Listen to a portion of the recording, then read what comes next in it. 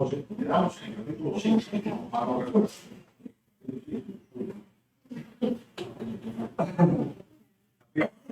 De los Romanos. Y habíamos dejado la última vez como una introducción de saber un poco de lo que era el pecado original.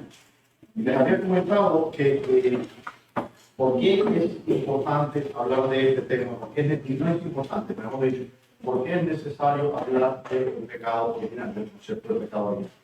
Bueno, la razón es porque después de la introducción de la teología de Agustín, este concepto ha permeado la iglesia, o el pensar de la iglesia en cuanto a estos textos. Y el concepto del pecado original es abrazado y es enseñado por la iglesia de Roma, la iglesia papal, y también por las iglesias reformadas o las iglesias protestantes. ¿Y qué es la doctrina del pecado original? La doctrina del pecado original enseña que cuando Adán pecó, algo ocurrió en la naturaleza del hombre. Fue como una mancha, una enfermedad que se introdujo, y entonces esa enfermedad se pasó de Adán a toda su descendencia, como si fuera una especie de un virus que se volvió endémico en la humanidad. Podemos trazar y ver un pequeño detalle histórico que nos señala cuándo cambió el pensamiento en el mundo cristiano cuando se introdujo este concepto. Por ejemplo, y lo vemos en la cuestión del bautismo. Como los cristianos de los primeros siglos entendían el bautismo, ellos enseñaban el bautismo para remisión de los pecados. Es decir, los cristianos entendían que cuando el cristiano era bautizado, que sus pecados pasados eran perdonados. ¿Okay?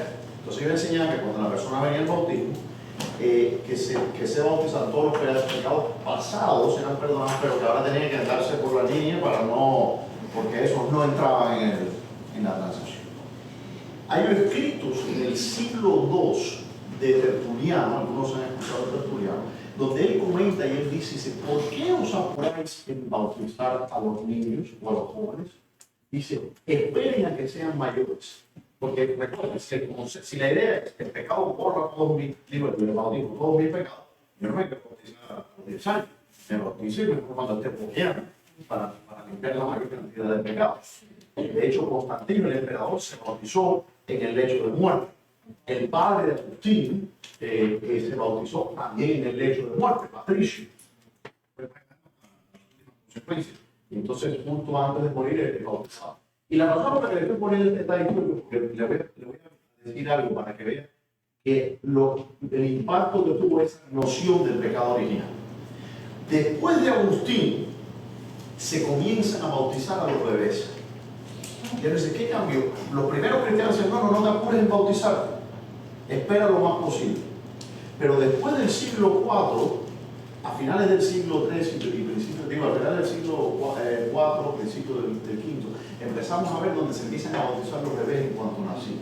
¿Por qué? Porque se introdujo el concepto del pecado original.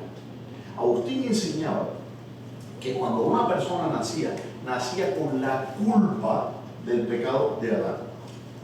Y esto es peligroso, porque estamos hablando que en aquellos siglos, y de hecho hasta tiempos bastante recientes, el índice de mortalidad infantil era extremadamente alto.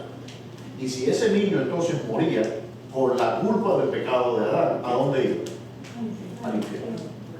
Entonces Agustín enseñaba, y después de esa enseñanza del pecado original, empezaron, es decir, el bautismo de los bebés, de los infantes, lo que se llama el pedobautismo, se volvió estándar. Porque si los niños nacían, y no hay garantía que este niño llegue a ser un adulto, si este niño nacía, teníamos que bautizarlo rápido. Porque si se muere sin ser bautizado, se va al infierno. Y eso es el resultado, es la consecuencia de esa postura teológica de que el pecado original es algo que se hereda, que es hereditario y que es como una mancha en nuestra naturaleza, de que es algo que está en la naturaleza del hombre. Por eso le pregunté la semana pasada cuántos piensan que nosotros tenemos una naturaleza pecaminosa. Y la mayoría de los cristianos no tienen problema en afirmar eso, sin entender las consecuencias teológicas de tal afirmación. Agustín dio una analogía y él dijo, si hay unos padres cristianos y el bebé está enfermo y estos padres cristianos van corriendo a la iglesia para bautizar a ese bebé antes de que muera y el bebé muere antes de ser bautizado, dice, ese bebé va al infierno. Dice, de la misma manera, y esto no son esta no es una analogía mía, esto es lo que dice Agustín. Dice, de la misma manera que si una prostituta pecadora tiene un bebé y lo suelta en la calle, y viene una mujer cristiana piadosa y salva al niño, e inmediatamente va corriendo para salvar al niño y lo bautiza, ese niño entonces va al cielo. Y la enseñanza, la razón que él da para esto es que el primer niño, el hijo de los cristianos, había sido predestinado para ir al infierno, y que el otro niño, el hijo de la prostituta pecadora, había sido predestinado para ir al infierno. Al cielo, al cielo. Esa es la teología de Agustín. Esa es la teología calvinista y es la teología de las iglesias reformadas. Yo tengo un serio problema con esa teología porque no es bíblica. No es la teología que encontramos en la Escritura. Por eso tenemos que leer la Escritura cuidadosamente. Vamos entonces a leer. Nos quedamos en el 12. Dice, por tanto, como el pecado entró en el hombre, en el mundo, por un hombre, 5:12, Romanos 5:12, como el pecado entró en el mundo, dice, por un hombre y por el pecado la muerte, así la muerte pasó a todos los hombres por cuando todos pecaron. No dice que el pecado pasó a todos los hombres. Eso es lo que enseñaba Agustín, que el pecado pasó a todos los hombres. Le mostré la semana pasada que de hecho, un sorbo de café, que de hecho Agustín mismo había cometido un error en citar mal este versículo. ¿Se acuerdan de que habíamos hablado de eso? Cuando él lee, él traduce la parte en latín, la semana pasada, él traduce en quo, en las traducciones del latín, se traduce en cuanto, en cuanto o cuanto o por tanto, ¿ok? Él traduce esto así. Disculpe, el cerebro está yendo más rápido que la mano. En ¿quién? La Escritura nos dice en cuanto a que todos pecaron. Lo que condena al hombre, dice en el libro de Ezequiel, si no me equivoco, dice que el hijo no heredará los pecados del padre, ni el padre llevará los pecados del hijo, sino que el alma que pecare, esa morirá. Si nosotros no heredamos, si yo no heredo el pecado de mi padre, ¿cómo voy a heredar el de Adán? ¿Cómo puede un Dios que es justo y santo y bueno culpar a una persona por algo que no hizo? Yo no comí de esa fruta. He cometido pecado. Con esto no me estoy excusando ni mínimamente, pero estoy diciendo que de ese pecado yo no soy culpable. Soy culpable de una infinidad de otros pecados, pero no de ese. Yo no soy culpable del pecado suyo, ni usted del mío. Dígale. Tengo tanto pecado mío para poder llevar la culpa de otros. No, yo tengo pecado para regalar. Los que quieran pecado pueden llevar una lista para que ustedes, ¿no? Sí, hermano. ¿Y en dónde quedan las maldiciones generacionales? Eso no está en la Biblia. Es decir, vamos a aclarar porque Sí, está. no. Dígame un versículo en la Biblia donde dice que hay una cosa que es maldición generacional. Ahora sí, yo entiendo de dónde viene eso. Déjeme explicar.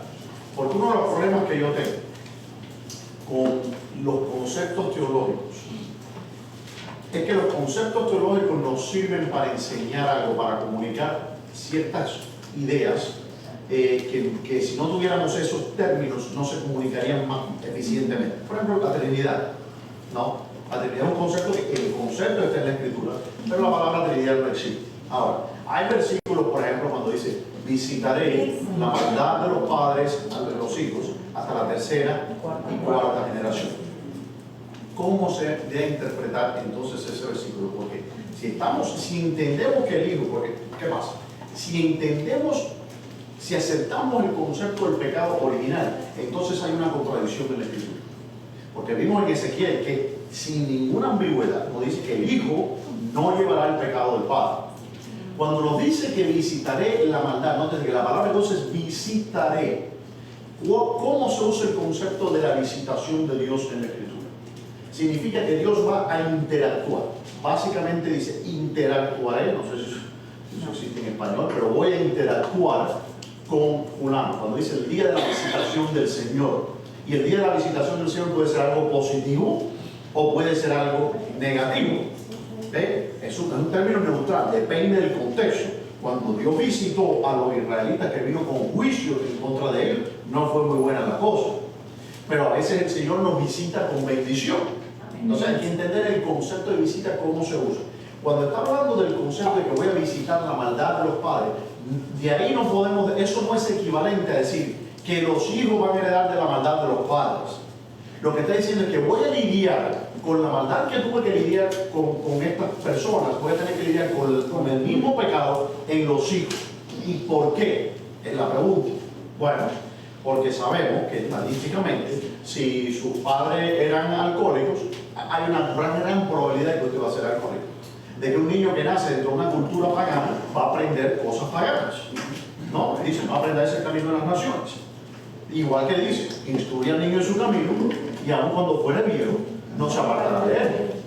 Entonces, yo sé que algunas, por eso es que yo digo, le pongo cautela, porque hay algunas iglesias que enseñan que hay como una maldición, por decir así, que se hereda de familia en familia.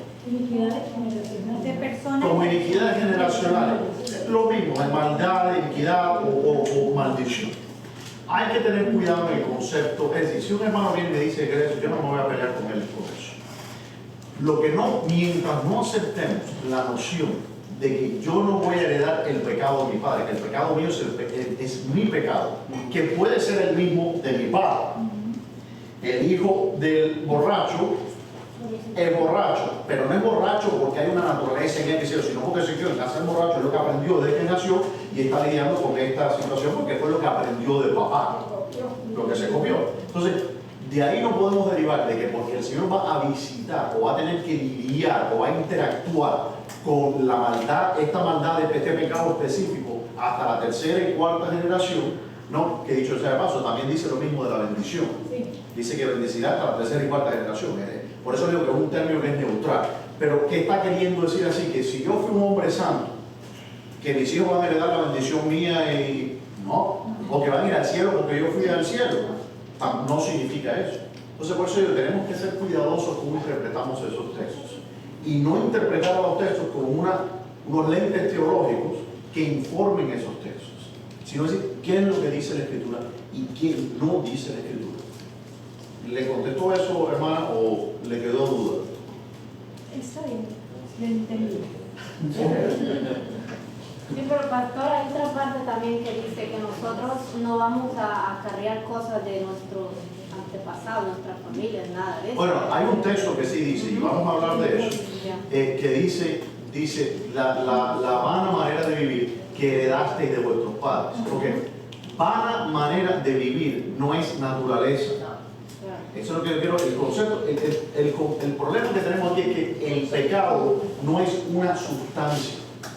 No es un fe. No es un fe. El pecado no es un fe. No es algo que es lo que yo estoy hablando. El pecado es, hay dos formas de entender. ¿Qué es el mal? Y hay los teólogos han reconocido dos tipos de mal. Podemos dos clasificaciones de mal. ¿Okay? Está el mal natural y está el mal moral. ¿Okay? Esto aquí es todo lo que caiga bajo esta clasificación es pecado. ¿Por qué? Porque es una función de la voluntad. En este mal caen todas las corrupciones del hombre, las guerras, los asesinatos, las violaciones, los abusos de niños, las drogadicciones, todas las cosas lindas de la humanidad están allí. Ahora, en este mal natural caen el cáncer, la ceguera, los terremotos, el COVID, ¿no? Entonces, es un mal, porque es un mal, pero no es un mal de carácter moral, ¿no? Es decir, Es físico. es físico, es el resultado de la naturaleza que cayó bajo maldición. Todas las enfermedades, los terremotos, todas las cosas que ocurren, esto es lo que se llama mal natural, ¿ok? Sobre el cual nosotros no tenemos esto no se puede legislar, no podemos sacar, Dios no va a decir una ley y dice, no hará terremotos, no fuera de nuestro control, ¿no? Esto es el resultado de esto, cuando Adán pecó, ¿ok? Que la tierra fue maldita, pero hay una distinción aquí.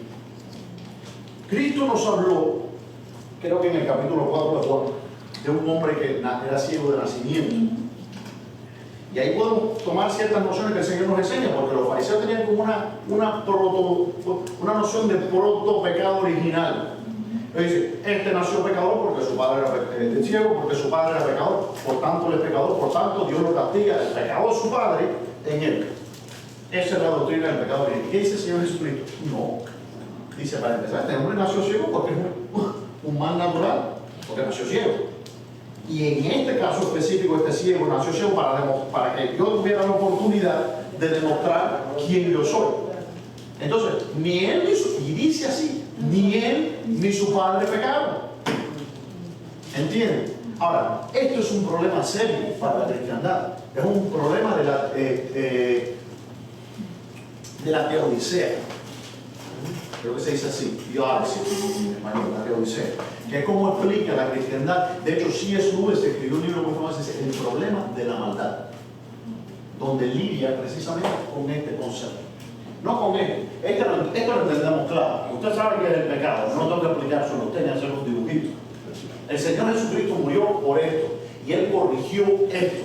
Y al final, cuando Él regrese, entonces, después, ya Él corrigió primero. Este pecado fue la causa de esto, este mal moral. Y después que Él corrigió, que ya el Señor lo corrigió en la cruz, cuando Él regrese va a volver a corregir y reestructurar el orden natural. Primero hay que reestructurar el orden en el hombre que cayó y después va a reestructurar el orden en la naturaleza. ¿Por qué digo todo esto?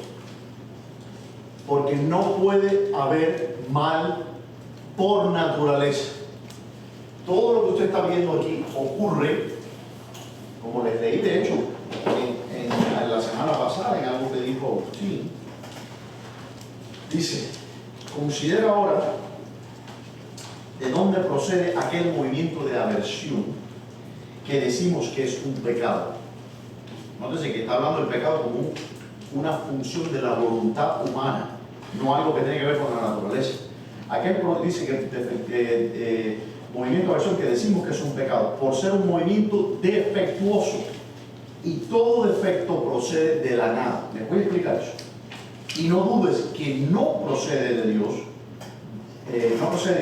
defecto, sin embargo, que por ser voluntario es potestativo nuestro. Si lo temes, preciso es que no lo quieras, y si no lo quieres, no se dará. Esto tiene también, vamos a verlo cuando el apóstol Pablo llega y dice, miserable hombre de mí, ¿quién me librará de ese cuerpo de muerte? Y muchos malinterpretan diciendo, eres una víctima de ¿quién me acusa? Porque no peca porque quiere, sino porque su naturaleza lo arrastra. Vamos a llegar a ese punto y vamos a explicar, a darle su explicación a eso. Entonces lo que estamos viendo aquí es que no puede haber un mal por naturaleza. Y les voy a explicar por qué no puede haber una naturaleza pecaminosa. El pecado es un defecto, es decir, que es una falla, ¿no? El mal natural es una falla en una facultad que debe de existir. Nadie es ciego por naturaleza. Usted por naturaleza ve. El hombre es vidente por naturaleza. El hombre oye por naturaleza. El hombre tiene hambre por naturaleza, pero el hombre no es ciego por naturaleza. Eso es un defecto. Por eso Agustín dijo aquí, a ver si me van cayendo donde va la cosa. Por eso Agustín dice que un movimiento de defectos, y todo defecto procede de la nada, porque el pecado, como lo entendían los cristianos hasta que apareció Lutero, es que es un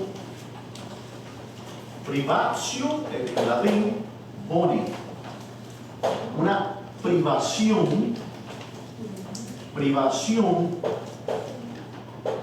o ausencia, con C, ¿no? Sí. Del bien. La ceguera es un mal. ¿Y por qué la ceguera es un mal? Porque es la ausencia de una facultad que debe de existir. ¿Ve? Entonces, si es una ausencia o es una privación de un bien, entonces no puede, el pecado en realidad o el mal no es algo, en realidad es una nada. No es algo que existe, sino algo que no existe. ¿Entienden? El pecado no es algo que se hace, sino es una desobediencia. Lo que debe de existir es la obediencia. Adán tenía que obedecer. Cuando él desobedece, entonces es pecado. ¿Están entendiendo por dónde va la cosa? Ahora, Agustín, y no te sé algo, yo estoy que repito Agustín, porque Agustín, después del 412, cambió radicalmente. Yo le estoy hablando de todo lo que enseñaba Agustín, que era concordaba con todo lo que habían enseñado todos los cristianos sin excepción, incluso él mismo. Los primeros 25 años de su vida enseñaba lo que dice la Escritura. Y después de eso, su doctrina tuvo tal impacto en el mundo occidental que nos cuesta trabajo hoy día incluso leer la Escritura sin los lentes que Agustín nos ¿Por qué puso. esto se debe, pastor? Por varias razones. ¿Qué tanta influencia puede tener un Agustín? ¿Por conveniencia, por política, por...? Agustín escribió 5 millones de palabras en su vida. ¿Okay? Fue uno de los, si no me equivoco, fue de todos los teólogos de la iglesia, fue el más prolífero. Después de la Biblia, el libro más publicado y traducido son las Confesiones de Agustín. Cuando Agustín se adopta el concepto del pecado original, lo cual, no te sea algo interesante, el concepto del pecado original le da a Roma un poder increíble. Porque entonces yo controlo el destino de las personas por el poder sacramental que tiene la Santa Madre Iglesia. ¿Entiendes? Entonces ahora yo tengo el control sobre las almas porque yo controlo el rito del bautismo, la consagración, la extremunción. Entonces este sistema sacramental es una destilación, una derivación del concepto del pecado original, donde comienza todo. Entonces, en el año 529, en el concilio de Orange,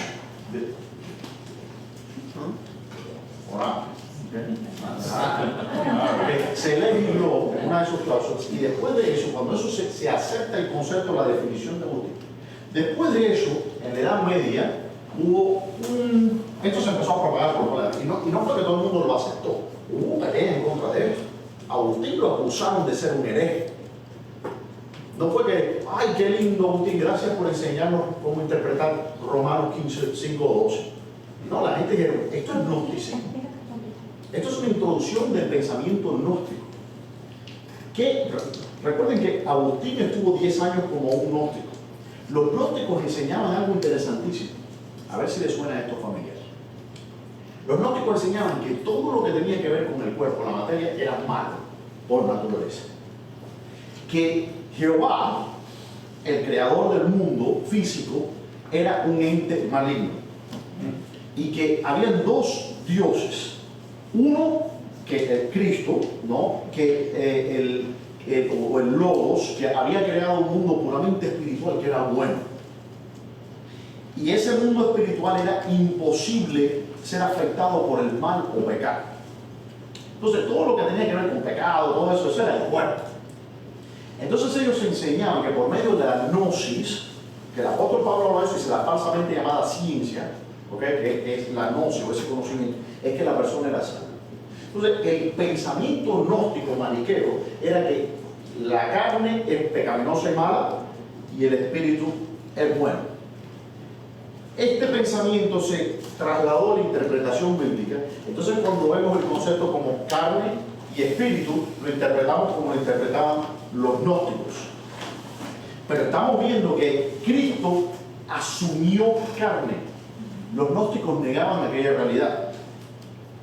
Los gnósticos negaban el bautismo por agua, porque es algo físico. Los gnósticos negaban todo lo que tenía que ver con lo físico, pero si nosotros quitamos lo físico nos quedamos sin cristiandad. Porque usted fue salvo por elementos físicos. Mira, eso es una blasfemia. El Señor Jesús, nosotros somos salvos por la sangre física de Cristo. Amén. Amén. Y por su cuerpo. Entonces, Él es nuestra redención. Somos salvos espiritualmente, pero también físicamente. Y nosotros vamos a resucitar físicamente. Entonces hay que tener cuidado con esas nociones.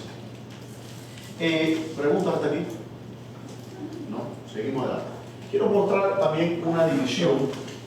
Y dicho sea de paso, los gnósticos dicen, uno no puede dejar de pecar. Porque el cuerpo está tan corrompido que simplemente peca. Por tanto, yo puedo pecar y no toco mi espíritu. Entonces, yo puedo ir a emborracharme, usar droga, fornicar, hacer lo que yo quiera, y mi espíritu se mantiene puro, santo. Claro, ahí viene la cosa. De hecho, Pablo habla de esa secta de los gnósticos cuando él dice que llevan a las mujercillas cargadas de pecado. ¿De qué está hablando él? Precisamente de los gnósticos. Ellos llamaban a las mujeres hermanas, ¿ok? Y tenían relaciones íntimas con ellas, en la iglesia, con hermanas. Y no tenían problema con eso, porque decían, es que yo no fui el que pequé, el que pecó fue mi cuerpo. Ah, ok, ya entendí. ¿Ven? Entonces, es una enseñanza gnóstica. Agustín traslada eso, después de haberlo rechazado y negado, vuelve a las enseñanzas gnósticas cuando reinterpreta textos claves en la Escritura. Ahí esto vuelve. Pero cuando tenemos que llegar allá, cuando Pablo dice eso, no quiero adelantarme, la tentación es no quiero adelantar, pero vamos a llegar precisamente a eso. Lo que está atacando Pablo es precisamente eso, porque después él dice, vosotros no sois, dice versículo después, dice, el pecado no se enseñorea de vosotros. Entonces, ¿cómo puede decirme aquí, obviamente presentarme como una persona que obviamente es víctima, es esclavo del pecado? Y en otro texto decirme que